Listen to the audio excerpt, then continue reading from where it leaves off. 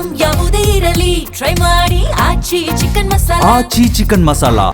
1993ರ ಮುಂಬೈ ಸರಣಿ ಸ್ಫೋಟದ ಅಪರಾಧಿ ಅಬು ಸಲೇಂ ಶಿಕ್ಷಾ ಪೂರ್ವ ಬಿಡುಗಡೆಯನ್ನ ಕೋರಿ ಸಲ್ಲಿಸಿದ ಅರ್ಜಿಯನ್ನ ಸುಪ್ರೀಂ ಕೋರ್ಟ್ ವಜಾಗೊಳಿಸಿದೆ. ಆದರೆ ಈ ಕುರಿತು ಹೈಕೋರ್ಟ್ನಲ್ಲಿ ಅರ್ಜಿ ಸಲ್ಲಿಸುವುದಕ್ಕೆ ಅವಕಾಶ ನೀಡಿದೆ. ಅಬು ಸಲೇಂಗೆ ಭಾರತ ಪೋರ್ಚುಗಲ್ ಹಸ್ತಾಂತರ ಒಪ್ಪಂದದ ಅಡಿಯಲ್ಲಿ 25 ವರ್ಷಗಳ ಜೈಲು ಶಿಕ್ಷೆಯನ್ನ ವಿಧಿಸಲಾಗಿದ್ದು, ಉತ್ತಮ ನಡವಳಿಕೆಯನ್ನ ಗಮನದಲ್ಲಿ ಇಟ್ಟುಕೊಂಡು 3 ವರ್ಷ 16 ದಿನಗಳ ಮುಂಚಿತವಾಗಿ ಬಿಡುಗಡೆ ಮಾಡಿ ಅನ್ನೋದು ಸಲೇಂ ಪರ ವಕೀಲರ ವಾದವಾಗಿತ್ತು.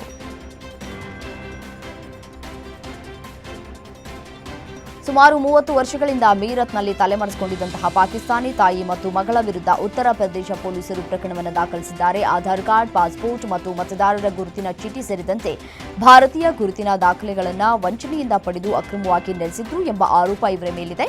ನಗರದ ಜನನಿಬಿಡ ಪ್ರದೇಶವಾದ ಜಲಿಕೋಟಿಯಲ್ಲಿ ಈ ಮಹಿಳೆಯರು ವಾಸಿಸ್ತಾ ಇದ್ದಾರೆ ಅಂತ ಪೊಲೀಸರು ತಿಳಿಸಿದ್ದಾರೆ. ಸ್ವಿಟ್ಜರ್ಲೆಂಡ್ನ ಆಲ್ಬನ್ಸ್ನಲ್ಲಿ ಹಿಮಪಾತ ಉಂಟಾಗಿದೆ. 80 ಪ್ರಯಾಣಿಕರನ್ನ ಹೊತ್ತೊಯ್ತಾ ಇದ್ದಂತಹ ರೈಲು ಭಾರೀ ಹಿಮಪಾತದಿಂದ ಹಳಿತಪ್ಪಿದೆ. ಇದರಿಂದ ಸಾವು-ನೋವು ಸಂಭವಿಸಿದೆ. ರೈಲು ಹಳಿತಪ್ಪಿದ ನಂತರ ಹಲವಾರು ಜನರು ಗಾಯಗೊಂಡಿದ್ದಾರೆ. ವಲೈಸ್ ಕ್ಯಾಂಟನ್ನಲ್ಲಿರುವಂತಹ ಗೊಪ್ಪೆನ್ ಸ್ಟೈನ್ ಗ್ರಾಮದ ಬಳಿ ಹಿಮಪಾತ ಸಂಭವಿಸಿದ ನಂತರ ಸುಮಾರು 80 ಜನರನ್ನ ಹೊತ್ತೊಯ್ತಾ ಇದ್ದಂತಹ ರೈಲು ನೈಋತ್ಯ ಸ್ವಿಟ್ಜರ್ಲ್ಯಾಂಡ್ನಲ್ಲಿ ಹಳಿ ತಪ್ಪಿತು ಅಂತ ಅಧಿಕಾರಿಗಳು ತಿಳಿಸಿದ್ದಾರೆ. ಜನಪ್ರಿಯ ಸಾಮಾಜಿಕ ಮಾಧ್ಯಮ ವೇದಿಕೆಯಾದ ಎಕ್ಸ್ ಜಾಗತಿಕವಾಗಿ ತಾಂತ್ರಿಕ ಸಮಸ್ಯೆಯನ್ನು ಎದುರಿಸಿದೆ. ಅಮೆರಿಕ, ಬ್ರಿಟನ್ ಮತ್ತು ಭಾರತ ಸೇರಿದಂತೆ ವಿಶ್ವದ ವಿವಿಧ ಭಾಗಗಳಲ್ಲಿ ಸಾವಿರಾರು ಬಳಕೆದಾರರು ಎಕ್ಸ್ ಸೇವೆಯಲ್ಲಿ ವ್ಯತ್ಯಯ ಉಂಟಾಗಿರುವುದಾಗಿ ವರದಿಯನ್ನು ಮಾಡಿದ್ದಾರೆ. ಲಾಗಿನ್ ಸಮಸ್ಯೆ, ಪೋಸ್ಟ್ಗಳು ಲೋಡ್ ಆಗದಿರುವುದು, ಟೈಮ್ಲೈನ್ ರಿಫ್ರೆಶ್ ಆಗದೇ ಇರುವುದು ಸೇರಿದಂತೆ ಹಲವು ತೊಂದರೆಗಳನ್ನು ಬಳಕೆದಾರರು ಎದುರಿಸಿದ್ದಾರೆ.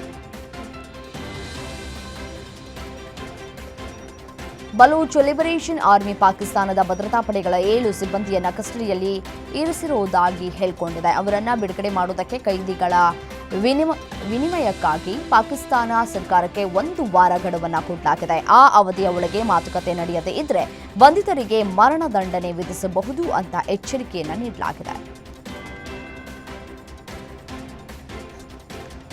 ಬಾಂಗ್ಲಾದೇಶ ರಾಷ್ಟ್ರೀಯತಾವಾದಿ ಪಕ್ಷದ ಮಾಜಿ ಪ್ರಧಾನಿ ಖಲೀದಾ ಜಿಯಾ ಅವರ ಪುತ್ರ ತಾರಿಕ್ ರೆಹಮಾನ್ ಅವರು ಇಂದು ಪ್ರಧಾನಿಯಾಗಿ ಪ್ರಮಾಣ ವಚನವನ್ನು ಸ್ವೀಕರಿಸಲಿದ್ದು, ಈ ಸಮಾರಂಭಕ್ಕೆ ಅತಿಥಿಯಾಗಿ ಪ್ರಧಾನಿ ಮೋದಿ ಅವರನ್ನು ಆಹ್ವಾನಿಸಲಾಗಿದೆ.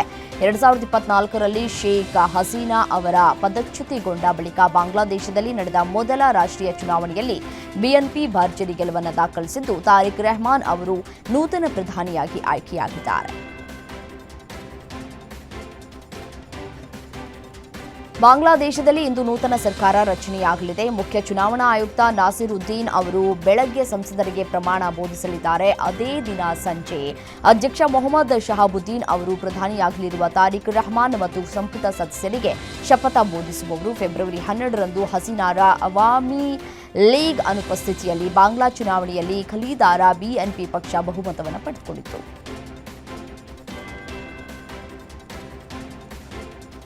ಬಾಂಗ್ಲಾದೇಶದ ನೂತನ ಪ್ರಧಾನಿಯಾಗಿ ತಾರಿಕ್ ರೆಹಮಾನ್ ಅವರು ಇಂದು ಪ್ರಮಾಣ ವಚನ ಸ್ವೀಕರಿಸಲಿದ್ದಾರೆ. ಈ ಅದ್ದೂರಿ ಸಮಾರಂಭಕ್ಕೆ ಭಾರತದ ಪ್ರಧಾನಿ ಮೋದಿ ಸೇರಿ ಅನೇಕ ಮಂದಿಗೆ ಆಹ್ವಾನವನ್ನ ನೀಡಲಾಗಿದೆ. ಆದರೆ ಮೋದಿಯವರು ಈ ಕಾರ್ಯಕ್ರಮದಲ್ಲಿ ಭಾಗಿಯಾಗ್ತಾ ಇಲ್ಲ ಅಂತ ಮೋದಿ ಸಚಿವಾಲಯದಿಂದ ತಿಳಿದುಬಂದಿದೆ. ಇನ್ನು ಮೋದಿಯವರ ಬದಲಾಗಿ ಭಾರತದ ಪ್ರತಿನಿಧಿಯಾಗಿ ಲೋಕಸಭಾ ಸ್ಪೀಕರ್ ಆಗಿರುವ ಓಂ ಬಿರ್ಲಾರವರು ಭಾಗವಹಿಸಲಿದ್ದಾರೆ.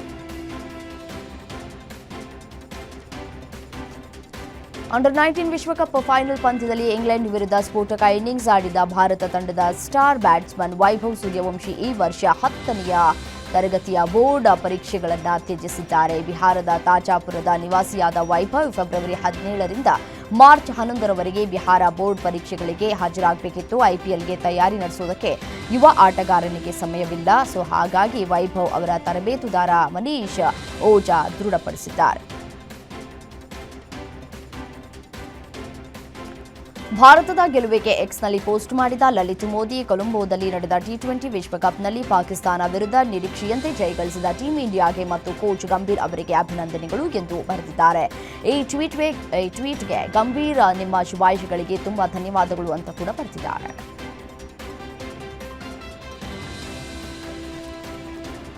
ಪೊಲ್ಲಾಚಿ ಮಹಾಲಿಂಗಂ ಅವರ ನಿರ್ದೇಶನದ romantic comedy horror thriller genre cinema mixing Preethi ಇದೇ ತಿಂಗಳ 20ರಂದು ಬಿಡುಗಡೆಯಾಗ್ತಾ ಇದೆ. ಈ ಚಿತ್ರದಲ್ಲಿ ಸಂಹಿತಾ ವಿನ್ಯಾ ನಾಯಕಿಯಾಗಿ ನಟಿಸಿದ್ದು ಹಾರರ್ ಜೊತೆಗೆ ಲವ್ ಸ್ಟೋರಿ ಕೂಡ ಇದೆ. ಕೇರಳ, ಚೆನ್ನೈ ಹಾಗೂ ಬೆಂಗಳೂರಲ್ಲಿ ಚಿತ್ರೀಕರಣ ನಡೆಸಲಾಗಿದೆ. ನಟಿ ಸಂಹಿತಾ ವಿನ್ಯಾ ಕನ್ನಡ ಹಾಗೂ ತಮಿಳು ಚಿತ್ರರಂಗದಲ್ಲಿ ವಿಭಿನ್ನ ಪಾತ್ರಗಳ ಮೂಲಕ ಗುರುತಿಸಿಕೊಂಡಿದ್ದು ಇದೇ ಮೊದಲ ಬಾರಿಗೆ ಅವರು ಹಾರರ್ ಥ್ರಿಲ್ಲರ್ ಚಿತ್ರದಲ್ಲಿ ನಾಯಕಿಯಾಗಿ ಕಾಣಿಸಿಕೊಂಡಿದ್ದಾರೆ. ಸಿನಿ ಲೋಕದ ಸೆನ್ಸೇಷನಲ್ ಜೋಡಿ ವಿಜಯ್ ದೇವರಕೊಂಡ ಹಾಗೂ ರಶ್ಮಿಕಾ ಮಂದಣ್ಣ ಅವರು ದಾಂಪತ್ಯ ಜೀವನಕ್ಕೆ ಕಾಲಿಡ್ತಾ ಇದ್ದು ಅತಿಥಿಗಳಿಗೆ ನೀಡಲಾದ ಅವರ ವಿವಾಹ ಕಾರ್ಡ್ ಈಗ ಸಖತ್ ವೈರಲ್ ಆಗಿದೆ. ಇದೇ ಫೆಬ್ರವರಿ 26ರಂದು ವಿಜಯ್ ರಶ್ಮಿಕಾ ಮಂದಣ್ಣ ವಿವಾಹವನ್ನ ಮಾಡಿಕೊಳ್ತಾ ಇದ್ದು ಮಾರ್ಚ್ 4ರಂದು ಬಂಜಾರಾ ಹಿಲ್ಸ್ನಲ್ಲಿ ಇರುವಂತಹ ತಾಜ್ ಕೃಷ್ಣ ಪ್ಯಾಲೇಸ್ನಲ್ಲಿ ಅದ್ದೂರಿ ಆರತಕ್ಷತೆ ನಡೆಯಲಿದೆ. ಚಾಲೆಂಜಿಂಗ್ ಸ್ಟಾರ್ ದರ್ಶನ್ ಅವರು ಕೊಲೆಯ ಆರೋಪದ ಮೇಲೆ ಪರಪ್ಪನ ಅಗ್ರಹಾರ ಜೈಲಿನಲ್ಲಿದ್ದಾರೆ. ನಿನ್ನೆ ಅವರ ಜನ್ಮದಿನ. ಅವರನ್ನ ನೋಡುವುದಕ್ಕೆ ಕುಟುಂಬದವರು ಮತ್ತು ಆಪ್ತರು ಬಂದಿದ್ರು. ಪತ್ನಿ ವಿಜಯಲಕ್ಷ್ಮಿ, ದರ್ಶನ್ ಮಗ ವಿನೇಶ್, ಸಹೋದರ ದಿನಕರ್ ತೂಗುದೀಪ್, ನಿರ್ಮಾಪಕಿ ಶೈಲಜಾ ನಾಗ್, ಸಂಗೀತ ನಿರ್ದೇಶಕ ವಿ ಹರಿಕೃಷ್ಣ, ನಟ ಧನ್ವೀರ್ ಅವರು ಪರಪ್ಪನ ಅಗ್ರಹಾರ ಜೈಲಲ್ಲಿ ದರ್ಶನ್ ಅವರನ್ನ ಭೇಟಿಯಾಗಿ ವಾಪಸ್ ತೆರಳುವಾಗ ವಿಜಯಲಕ್ಷ್ಮಿ ಅವರ ಮುಖದಲ್ಲಿ ನಗು ಕಾಣಿಸಿದೆ.